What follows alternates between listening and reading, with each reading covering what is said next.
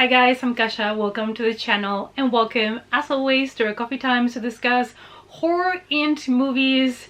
And yes, I did sacrifice for you all and I went to see Winnie the Pooh, Blood and Honey. It's coffee time.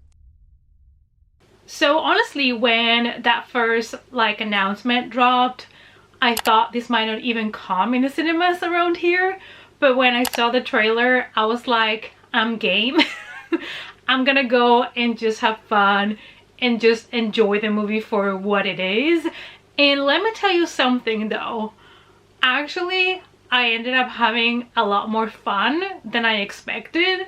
And today we're going to be talking about the movie, as always, spoiler free. So Reese Frick Waterfield is the director of this independent British slasher film.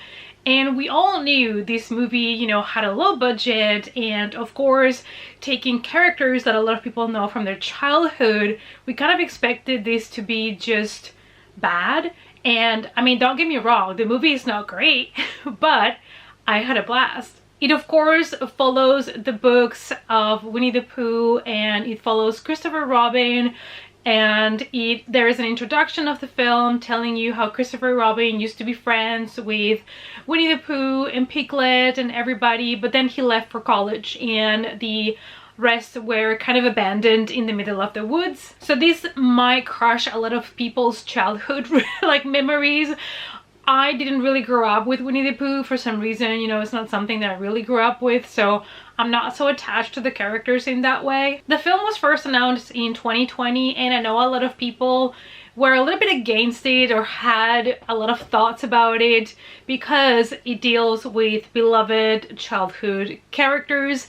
And now, since basically anybody can use the name of Winnie the Pooh because the license has expired, it is the perfect time for a movie like this. So this movie was originally planned to be like a one-night kind of event screening thing, but it started to raise popularity online and so they decided to release it on theaters.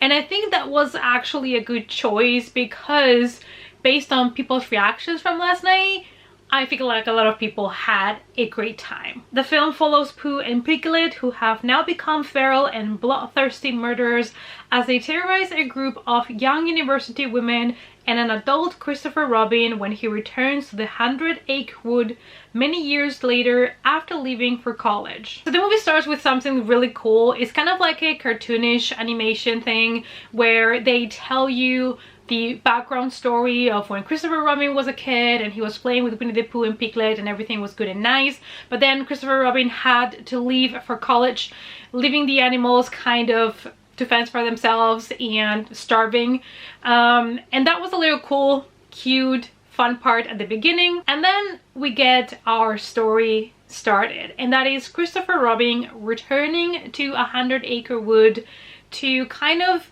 you know, see the memories of his childhood, to rekindle that friendship that he had with Winnie the Pooh and Piglet, see if they're still there.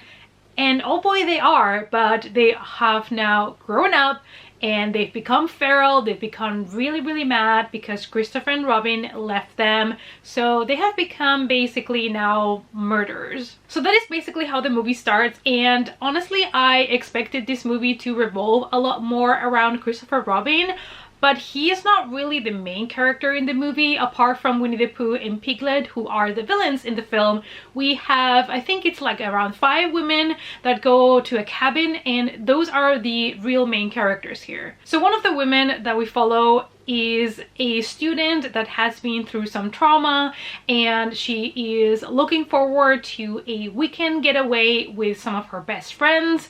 So the girls decide to get a cabin in the middle of the woods to kind of try to disconnect with life and to kind of relax, and they're all very different characters, and you really know the moment they get there they're really too close to 100-acre wood, so you know that Winnie the Pooh and Piglet are just around the corner watching. Now the acting in this film was not good. It was super over the top. It was just not the best acting you've seen, but to be fair to the actors as well, the script was also not great. For me, the strongest part when it comes to the characters was Pooh and Piglet, because I really did like the character design. I really did like the masks and the design of the characters. I really had a lot of fun every time they were on screen. It was a little bit like seeing, you know, Ghostface or like Leatherface, but this time it was Pooh and Piglet, which is also fun.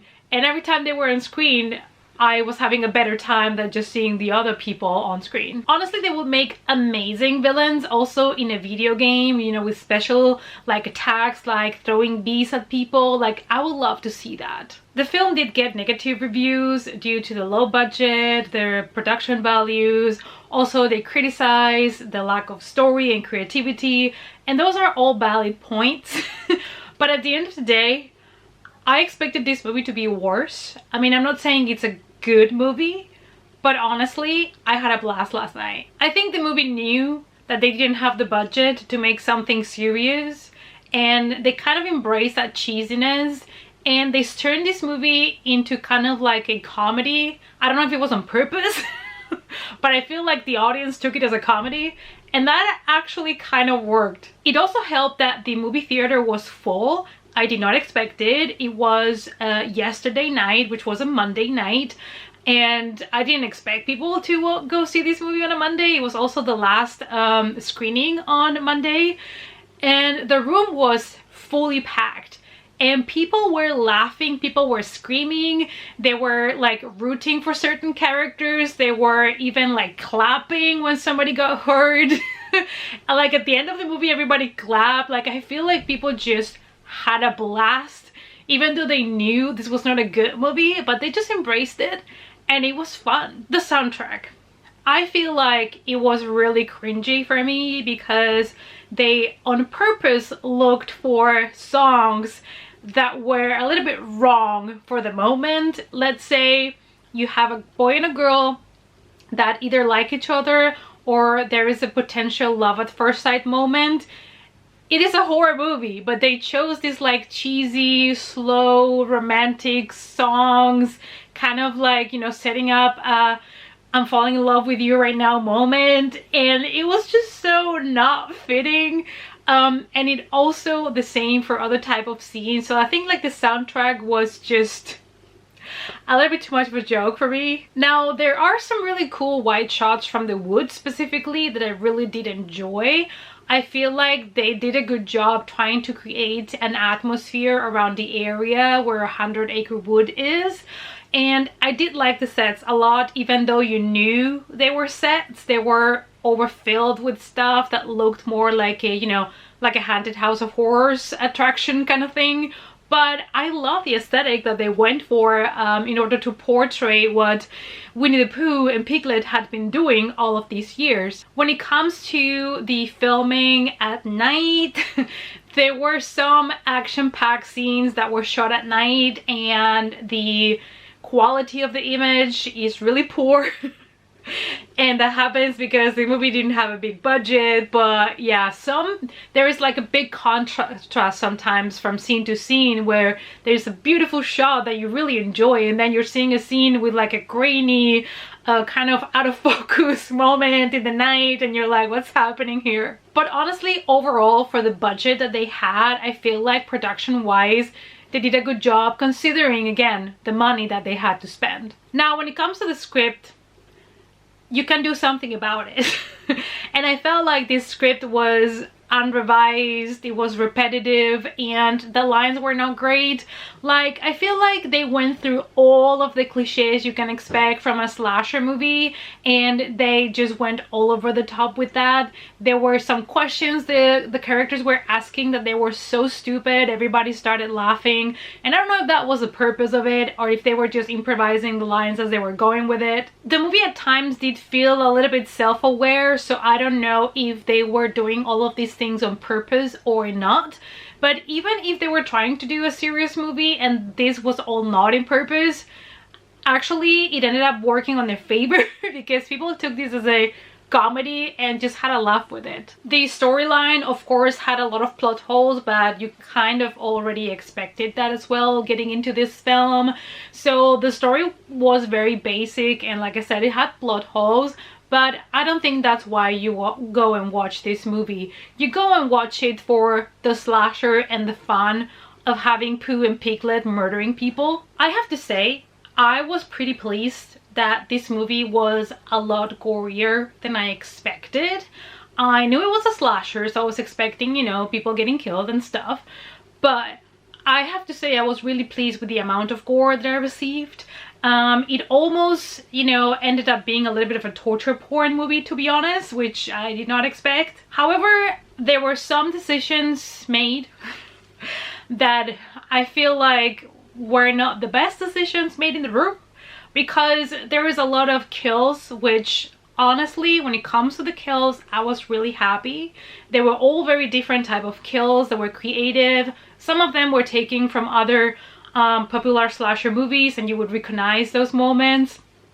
But in the end, you know, I had a lot of fun with the kills, which is part of why you go and see a movie like this. Not for the storyline, not really for the script. Most cases, you just want to see people getting killed and slashed. That's why you watch this type of films. So in that regard, they did a really good job. And I know there were some like cut moments in those scenes because for budgetary reasons there were some things they could not show you and others that they could. You probably will understand what I mean if you've seen the movie. But my biggest problem with the horror in the movie was the overuse of CGI blood. That was bad. That was just not good. I feel like you need to go practical for blood. You need practical effects. Just use bags of blood, please. I'm begging you. I don't know why they made this decision. Probably for budget reasons. They couldn't maybe reshoot scenes over and over until the blood fell perfectly in certain positions, or, you know, I understand that you don't have the biggest budget, but if you don't do practical blood effects and you use CGI also over things, it just ended up looking so cheap. I just hate CGI blood, and it was just not good. Alright, final thoughts here. I ended up giving this movie a 1.5 out of 5. And honestly, there was a sequel announced before the movie even hit theaters, so you can be excited for part 2, I guess. And if you want to go to the movies with friends and have a good laugh, this is the movie for you. Just don't go into this film expecting like big production values and great acting and an amazing story. That's not what this movie is for. But last night, I had a blast. And that's why I say, you know, go watch this movie because it's fun.